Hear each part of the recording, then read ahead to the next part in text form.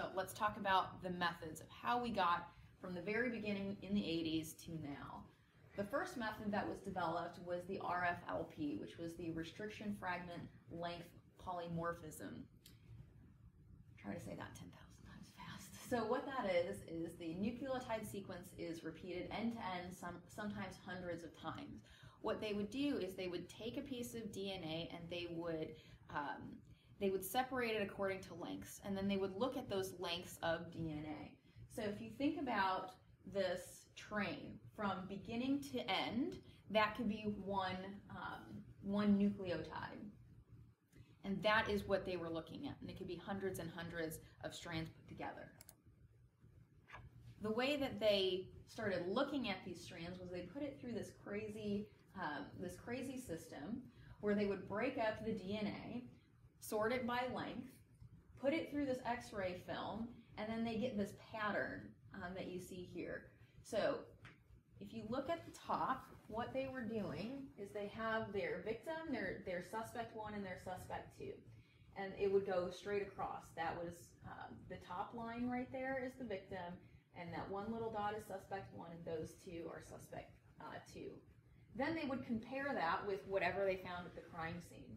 So if you're looking at the male vaginal extract, you see that it has these two indications right there. If you match them up over there, you'll see that suspect 2 has the same 2 indications on their test. And that is how they tried to link people together, that if they had the same types of patterns between whatever suspect or individual they were looking for and whatever extract they had from the crime scene. And this was really important because this pattern varied from person to person, and that's how they could individualize this. And this pattern is also hereditary, so it did show a familial relationship. But there was a lot of problems with this type of testing. The first is that you needed a very sizable amount of a sample in order to have it tested. You needed a dime size sample. If you're looking at a crime scene, you're not always going to have that perfect dime size. That is quite a lot of DNA. The sample also had to be high quality and intact. So that was another issue. If you came to a crime scene and didn't have a high quality sample, you couldn't test it at all using this method. The degradation of the sample may make the fragment too small to be tested. So that is if there was exposure to the environment, heat, cold, if there was contamination, anything that lessened the quality of that sample, then it couldn't be tested using the RFLP method. This method was also extremely expensive, it was very hazardous, and it was very time consuming. So when doing research on this method, I tried to figure out what was approximately the time that was needed. Many sites said, 10 to 14 days, others said it would take weeks, others said months, and I think that depended on the lab, how much money they were getting, because it was very expensive, if they had qualified individuals to test that. Because it was so hazardous, a lot of people didn't even want to be conducting this type of testing. So we're going to stick with 10 to 14 days, but know that there are different sources that say that it could have taken much longer. But still, 10 days is quite a lot of time just for one sample. So in 1983, we come up with this PCR method. And what this is that a single DNA sequence is amplified to generate thousands and thousands of copies. So amplifications is just copying. They're making thousands of copies so that they can look at this strand much more closely. This was used in a lot of other areas, science, medicine. They use it to identify victims in natural disasters, if they couldn't identify them in any other way. If the remains were old or they were degraded, this was their new method to use. You'll see at the very bottom of the screen here that this method uses a lot of heat and cooling cycling, so about 20 different cycles in order to break up a piece of DNA and copy it. So that's why here 1, 2, 3, that is just the method that is using like 94 degrees Celsius and then cooling it to minus 68 degrees Celsius and then heating it up again. So that is amplification, is just using heat and cool to make those copies. Then we have the STR, which is the short tandem repeat from 1991, and this is what we're still using today. So this is what we need to understand in order to help our clients. So this is the analysis of a DNA code at various locations on a chromosome.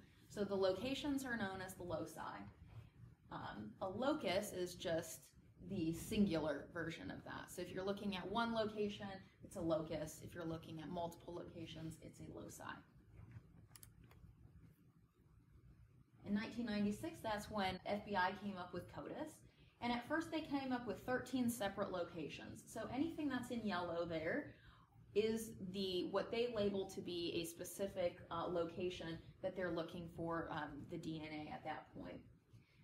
Come 2017, the FBI added 7 additional locations. So now there's 20 in all. Some states will go a little bit further. California and New York have 22. But most states will go along with what the FBI has determined. I think Kentucky may be at 20. I'm not positive right now, though. But know that they started with 13, and now there's 20. So STR is a DNA code that repeats. It can be as short as 2 letters long or as many as 13 letters long. The allele is a number to show the number of times that the DNA code is repeated at that exact location. So I'm going to give you an example here. Suppose that you have the ATC code at this location. So anything in this box means that this is in that location. The D13S, that's one location. That's another location, another location, another location. Okay? If this ATC is repeated again and again and again, the number of times will show at the bottom here. So if ATC is repeated 11 times from your mother, you get 11.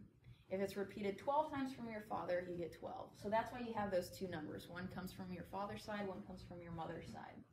If they're, and right here, so we have just 11 and 11, that means you're getting both. You're getting an 11 from both your mother and your father. Okay. Sometimes on these graphs, they might only have just the 1 on there, and it might only say 11. Depending on how that's interpreted, if it's correct, it should mean that you're just getting the same from each parent. So once you are looking at what alleles you have at each of these specific 20 locations, that's where you're getting your DNA profile.